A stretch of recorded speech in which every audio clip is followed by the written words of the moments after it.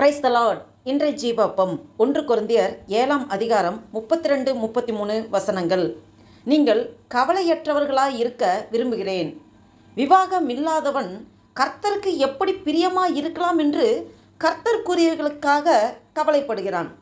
விவாகம் பண்ணினவன் தன் மனைவிக்கு எப்படி பிரியமாய் இருக்கலாம் என்று உலகத்துக்குரியவைகளுக்காக கவலைப்படுகிறான். ஆமென், அல்லேலூயா.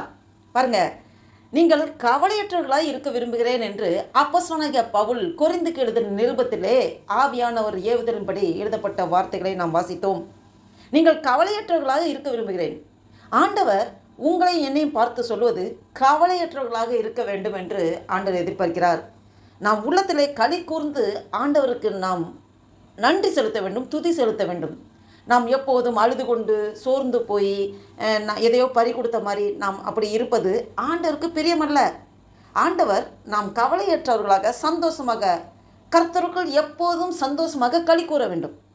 பாருங்கள், நீங்கள் கவலையற்றவர்களாக இருக்க விரும்புகிறேன் என்று சொல்லிவிட்டு ஒரு காரியம் ஒன்று சொல்கிறார். விவாகம் இல்லாதவன் கர்த்தருக்கு எப்படி பிரியமாக இருக்கலாம் என்று கர்த்தருக்குரியவர்களுக்காக கவலைப்படுகிறான். அல்லேலூயா. அப்போ கல்யாணம் பண்ணாதவங்க எதுக்காக கவலைப்படுறாங்கன்னா, அவங்க ஒரே ஒரு விஷயத்துக்கு தான் கவலைப்படுறாங்க. அவன் கல்யாணம் பண்ணாதவங்க கர்த்தருக்கு ஆண்டவருக்கு பிடிச்சபடி எப்படி இருக்கலாம், எது செஞ்சால் ஆண்டவருக்கு பிடிக்கும், இப்படி செஞ்சால் ஆண்டவருக்கு பிடிக்குமா, இப்படி நடந்தால் ஆண்டவருக்கு பிடிக்குமா, இப்படி பேசினா ஆண்டவருக்கு பிடிக்குமா, இப்படிலாம் செய்தால் பிடிக்குமா அப்படின்னு சொல்லி ஒவ்வொரு ஆக்டிவிட்டீஸ்லையும் ஆண்டவருக்கு பிடிக்குமா, இந்த மாதிரி நடந்தால் ஆண்டவருக்கு சந்தோஷப்படுவாரா, இந்த மாதிரி இருந்தால் ஆண்டவர் நம்மளை அவருக்கு ரொம்ப இன்ட்ரெஸ்டாக இருக்குமா, நம்மளை பார்க்கும்போது பிடிக்குமா அப்படின்னு சொல்லி கர்த்தருக்குரிய காரியங்களையே நினைத்து அதுவே அவனுக்கு ஒரு கவலையாக இருக்குது. அதுக்கு மட்டும்தான் அவன் கவலைப்படுறான். ஆனால் கல்யாணம் பண்ணினவன் தன் மனைவிக்கே எப்படி பிரியமாக இருக்கலாம், தன் மனைவி இப்படி நடந்தால் மனைவி அப்ரிஷியேட் பண்ணுவாளா, இப்படி நடந்தால் மனைவிக்கு சந்தோஷமாக இருக்குமா, இப்படி நடந்தால் அவளை சாட்டிஸ்ஃபை பண்ணிடலாமா அப்படின்னு அவன் உலகத்துக்குரிய காரியங்கள், இந்த மனைவி, கணவர், பிள்ளைகள், உறவுகள், சொந்த பந்தங்கள் எல்லாம் இந்த உலகத்திலே நாம் காண்கின்ற உலகத்திலே வாழ்ந்து கொண்டிருக்கும்போது நமக்கு டெம்பரரியாக கொடுக்கப்பட்ட உறவுகள். அப்போ அந்த உறவுகளை ஃபோக்கஸ் பண்ணி இப்படி நடந்தால் என் மனைவிக்கு பிரியமாக இருக்குமா, இப்படி நடந்தால் என் கணவருக்கு பிரியமாக இருக்குமா, இப்படி நடந்தால் இவங்களை சாட்டிஸ்ஃபை பண்ணால் நல்லா இருக்குமா, இவங்களை திருப்திப்படுத்துகிறா நல்லா இருக்குமா அப்படின்னு சொல்லி உலகத்துக்குரிய காரியங்களே சிந்தித்து அந்த விஷயத்துக்காகவே கவலைப்படுகிறவர்களாக ஆகிவிடுகிறார்கள். யார்? கல்யாணம் பண்ணினவர்கள். கல்யாணம் ஆகாதவர்கள் தேவனுக்கு எப்படி பிரியமாக இருக்கலாம், அவங்களோட ஒரே நோக்கம் ஆண்டவருக்கு பிரியமாக இருக்கிற காரியங்கள் மட்டும்தான் இருக்கிறது. அதற்கு மாத்திரம்தான் அவங்க கவலைப்படுறாங்க. ஆனால் கல்யாணமானவர்கள் கல்யாணம் பண்ண அந்த மனைவியை எப்படி திருப்திப்படுத்த வேண்டும், மனைவிக்கு எது பிரியமாக இருக்கோ அதன்படி நடக்கும்னு சொல்லி உலகத்துக்குரிய அழிந்து போகிற அந்த உலகத்துக்குரிய காரியங்களை குறித்து கவலைப்படுகிறார்களாக இருக்கிறார்கள். இதை கேட்டுக்கொண்டிருக்கிற நண்பு தேவ பிள்ளைகளே, உங்களோடும் என்னோடும் ஆவியானவர் பேசிக்கொண்டிருக்கிறார். நாம் எப்படி இருக்கிறோம், நம்மளுடைய கவலைகள் எப்படியா இருக்குது, நாம் யாரை திருப்திப்படுத்துகிறோம், யாருக்கு பிரியமாய் நடக்கும்படி நாம் நடந்து கொண்டிருக்கிறோம். நாம் இதை வீடியோ பார்த்து கொண்டிருக்கேங்க. ஒரு சிலர் கல்யாணமானவர்களாக இருக்கலாம், ஒரு சிலர் கல்யாணம் ஆகாதவர்களாக இருக்கலாம். ஆண்டவர் 2 பேரையும் குறித்து கம்பேர் பண்ணி இந்த வசனங்களை ஆவியானவர் ஏவுதன்படி அப்போஸ்தலனாகிய பவுலுக்கு வெளிப்படுத்தியிருக்கிறார். அல்லேலூயா. அப்போ நம்மளுக்கு ஒரே ஒரு எண்ணம் தான் இருக்க வேண்டும். இந்த உலகத்தில் உள்ள ரிலேஷன்ஷிப் எல்லாமே டெம்பரவரி. ஆண்டவர் ஒருத்தர் தான் நிரந்தரம். நமக்கு இந்த அழிந்து போகிற இந்த உலகத்தில் காண்கின்ற அந்த அழிந்து போகிற உலகம், காணக்கூடாத உலகம் ஒன்று இருக்குது, அதுதான் நிரந்தரம், அதுதான் பரலோகம், அதுதான் எப்போவுமே அது இருக்க வேண்டிய ஒன்று, அது அழிந்து போகாது. தேவன் வானம் பூமி ஒளிந்து போனாலும் கர்த்தர் வார்த்தை ஒளிந்து போகாது. தேவன் ஒருபோதும் அவர் ஒளிந்து போகிற தேவன் அல்ல, என்றென்றும் இருக்கிறாராக இருக்கிறேன் என்று சொல்லுகிற தேவன். அப்போ பாருங்கள், நாம் ஆண்டவரை முன்வைக்க வேண்டும். கல்யாணமானவர்கள் நம்ம கணவருக்கோ மனைவிக்கோ முக்கியத்துவம் கொடுப்பது இரண்டாவது. முதலில் ஆண்டவரை முன்வைக்க வேண்டும்.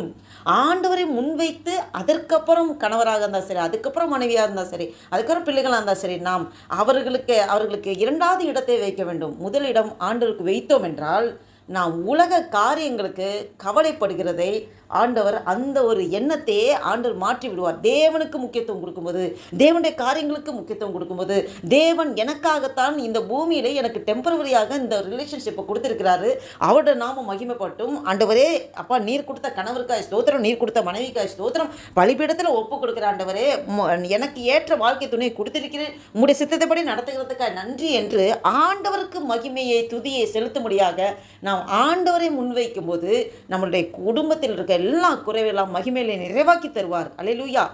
இது குடும்ப வாழ்க்கையில் இருக்கிற காரியம். ஆனால் கல்யாணம் ஆகாமல் இருக்கிற கன்னி பெண்களாக இருக்கலாம், ஆண்களாக இருக்கலாம், அவர்கள் எதையுமே கல்யாணம் ஆகவில்லை, முழுவதுமாக தேவன் தான் அவருடைய ஃபுல்லாக அவங்களுடைய எல்லா முழுமைக்கும் தேவன் ஒருவர் தான். அவருக்கு அது கணவர் மனைவி அந்த உறவுகளுக்குள்ளே நுழைவதற்கு முன்பு கல்யாணம் ஆகாமல் இருக்கும்போது ஆண்டவர் தான் எல்லாமே.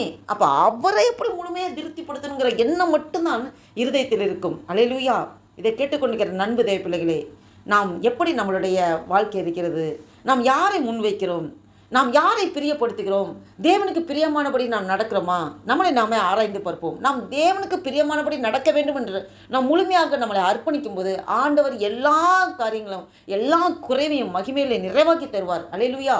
முதலாவது தேவனுடைய ராஜ்யத்தையும் அவருடைய நீதியும் தேடுங்கள், இவைகளோடு எல்லாம் உங்களுக்கு கூட கொடுக்கப்படும் என்பதிலே எல்லாமே அடங்கியிருக்கிறது. தேவனுக்கு முக்கியத்துவம் கொடுத்து தேவனுடைய ராஜ்யத்தை நாம் தேடி ஆண்டவருக்கு அடுத்த காரியங்களை நாம் செயல்படுத்தும் போது நம்மளுடைய காரியங்களில் என்னென்னலாம் குறைபாடுகள் இருக்கோ, என்னென்னலாம் தடைகளாக இருக்கிறோம், என்னென்னலாம் இழந்து இருக்கிறோமோ எல்லாத்தையும் ஆண்டவர் மீட்டு தர வல்லவராக இருக்கிறார். முதலாவது தேவனுடைய ராஜ்யத்தின் நீதியை தேடும்போது இவைகளோடு எல்லாம் கூட கொடுக்கப்படுதுன்னா எல்லாமே அதில் அடங்கியிருக்கிறது. அதில் 1 2 விடுபட்டுறது கிடையாது, எல்லாம் எல்லாம் சகலமும். அதனால் நாம் முழுவதுமாக நாம் தேவனை முன்வைத்து தேவனுக்குரிய காரியங்களை நாம் ஆர்வத்தோடு நாம் செய்வோம் என்றால், தேவனுக்குரிய காரியங்களை தேவனை தேடுகிறதில் ரொம்ப அதிகமாக நேரத்தை ஸ்பெண்ட் பண்ணி நாம் வேதம் வாசிக்கிறதும் ஜெபிப்பதிலும் ஆண்டவருக்காக நாம் ஓடுவதிலும் ஆண்டவர் அன்பை அனைவருக்கு எடுத்து சொல்வதிலும் நமக்கு நம்மளுக்கு கையில் இருக்கிற என்ன இருக்குதோ அதை மற்றவர்களுக்கு உதவி செய்து நம்மளால் முடிந்த அளவு மற்றவர்களுக்கு பிரயோஜனமாக நாம் இருப்போம் என்றால், தேவனுடைய காரியங்களை முக்கியத்துவம் கொடுத்து தேவனுக்கு முக்கியத்துவம் கொடுத்து தேவனுக்கு பிரியமானபடி நாம் நடப்போம் என்றால், நம்மளுடைய காரியங்களில் எல்லாம் எதெல்லாம் குறைபாடுகளோடு இருக்கிறத எல்லாத்தையும் நிறைவாக்கி தர தேவன் வல்லவராக இருக்கிறார். ஆமேன். அப்படி இந்த சிந்தையோடு ஆண்டவரில் நம்மளை முழுவதுமாக ஒப்பு கொடுப்போமா? இந்த சிந்தையோடு பாருங்கள், ஒரு புதிய நாளுக்குள் நம்ம நடத்தி கொண்டு வந்திருக்க தேவனுக்கு நன்றி செலுத்தி ஆண்டவர் நோக்கி பார்த்து ஜெபம் செய்வோம். அல்லேலூயா. நன்றி தகப்பனே, நன்றியோடு துதிக்கிறோம் ஆண்டவரே, துதிக்கிறோம், ஸ்தோத்திரிக்கிறோம், துதிகள் மத்தியில் வாசம் செய்கிறவரே நன்றியோடு துதிக்கிறோம் ஆண்டவரே. அல்லேலூயா. அப்பா, அந்த வேத வசனத்தின் மூலம் எங்களோடு நீர் இடைப்பட்டீர் ஆண்டவரே, பேசினீர் ஆண்டவரே, ஸ்தோத்திரம் ஐயா.